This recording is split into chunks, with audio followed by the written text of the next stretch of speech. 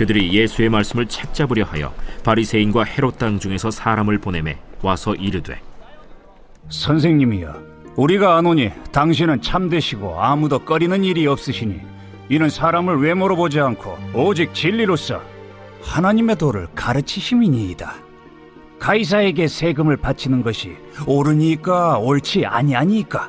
우리가 바치리까 말리까? 한데 예수께서 그 외식함을 아시고 어찌하여 나를 시험하느냐? 데나리온 하나를 가져다가 내게 보이라.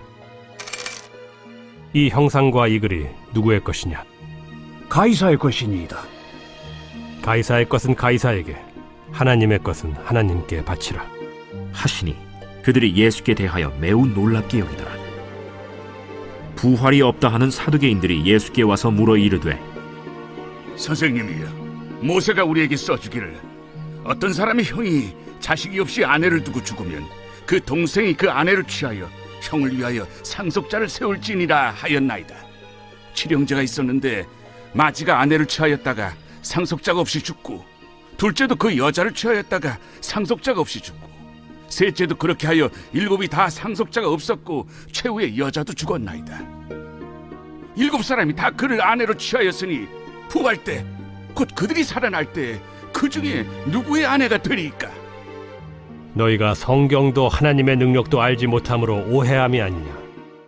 오늘 말씀의 앞부분을 보면 유대 종교 지도자들인 대제사장들과 서기관들과 장로들은 예수님의 포도원 경고에도 불구하고 회개하지 않았습니다. 오히려 그들은 자신들과 관계가 좋지 않았던 바리새인들과 헤롯 당원들을 통해 예수님을 함정에 빠뜨리려고 했습니다. 바리새인들과 헤롯 당원은 예수님께 질문했습니다. 가이사에게 세금을 내야 합니까? 내지 말아야 합니까?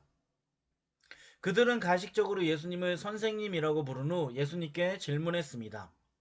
그들의 질문은 참으로 난처한 질문이었습니다. 바리새인들과 헤롯 당은 로마에 바치는 세금에 대해 다른 의견을 가지고 있었습니다.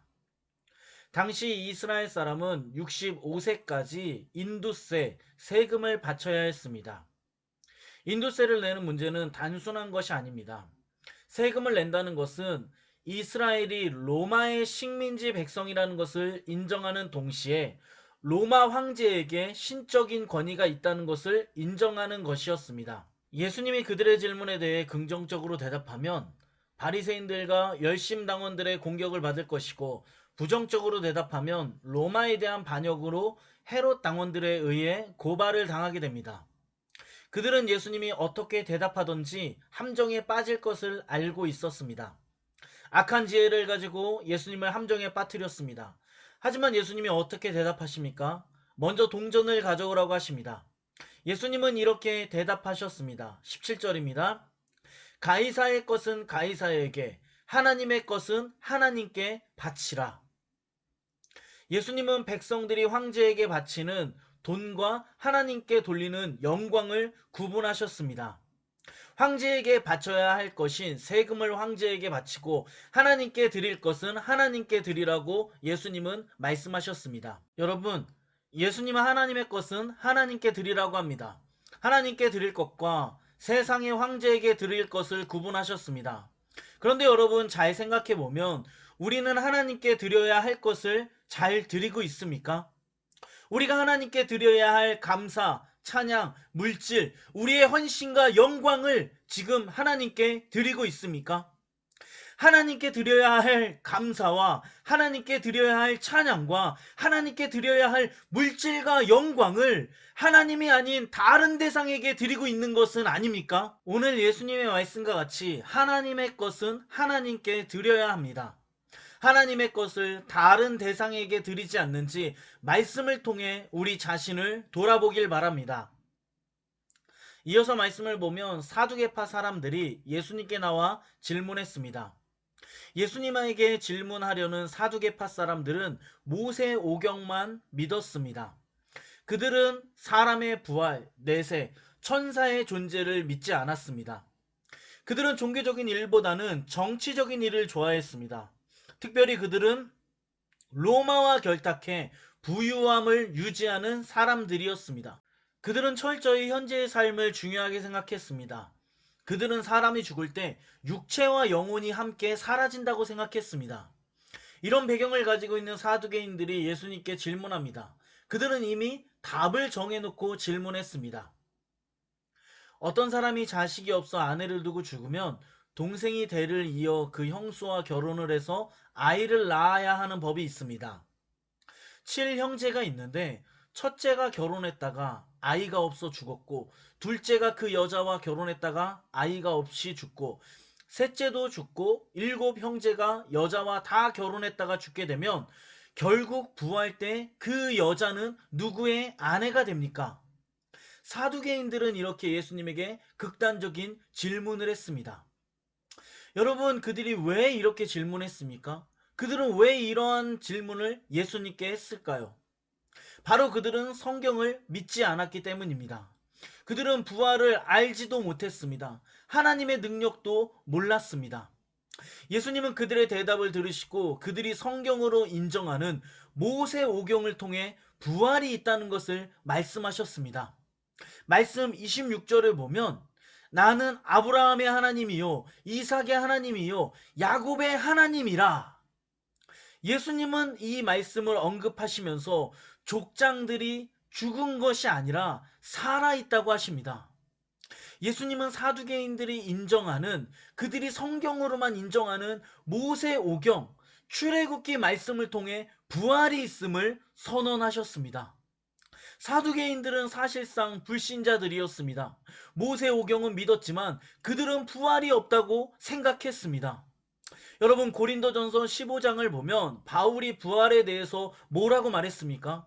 바울은 부활이 없다면 우리의 믿음은 헛된 것이라고 합니다. 부활이 없으면 우리의 신앙은 빈 껍데기 신앙이라는 것입니다. 부활을 믿지 않으면 우리의 믿음은 헛된 것, 모든 것이 헛된 것입니다. 여러분, 부활을 믿으십니까? 우리를 위해 하나님께서 예비하신 천국과 영원한 삶이 있다는 것을 믿습니까? 우리에게는 영원한 내세가 준비되어 있습니다. 그 나라에는 세상에 있는 불행과 아픔과 고난과 눈물과 죽음이 없습니다. 그 나라에는 오직 기쁨과 찬양과 예배와 즐거움만 있습니다. 오직 하나님의 영광만 있습니다. 사두개인들은 성경을 몰랐기 때문에 부활을 몰랐고, 부활을 몰랐기 때문에 현실에 집착했습니다. 그래서 그들은 현재를 중요하게 생각하며 현재의 가치를 가장 중요하게 생각하면서 하루하루를 살았습니다. 그러나 여러분, 우리에게는 영원한 내세가 있습니다. 우리는 부활 후 하나님 나라의 영광을 보는 동시에 우리를 사랑하시는 하나님 아버지와 영원히 거하며 그분을 찬양하게 될 것입니다. 예수님께서 말씀하신 그 영원한 삶을 바라보며 오늘 하루를 살아가길 바랍니다. 또한 오늘 말씀을 다시 한번 생각하며 십자가를 통해 우리에게 영원한 삶, 부활의 삶, 풍성한 삶을 주신 예수님께 감사하는 우리 모두가 되기를 예수 그리스도의 이름으로 간절히 소망합니다. 아멘.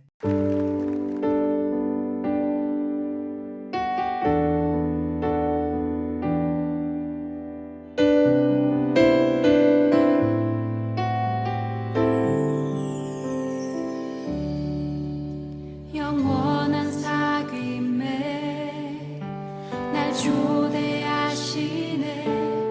주님을 누리며 사는 것,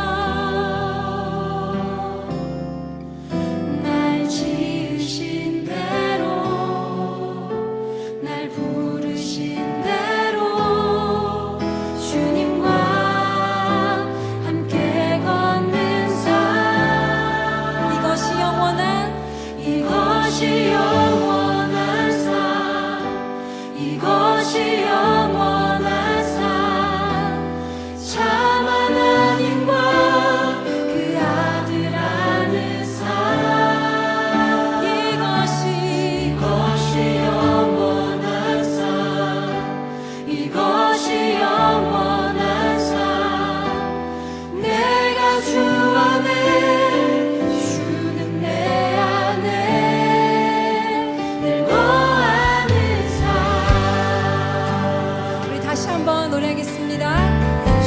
주님께서 우리를 초대하셨습니다. 영원한 사귐에 영원한 사귐에 날 초대하시네 주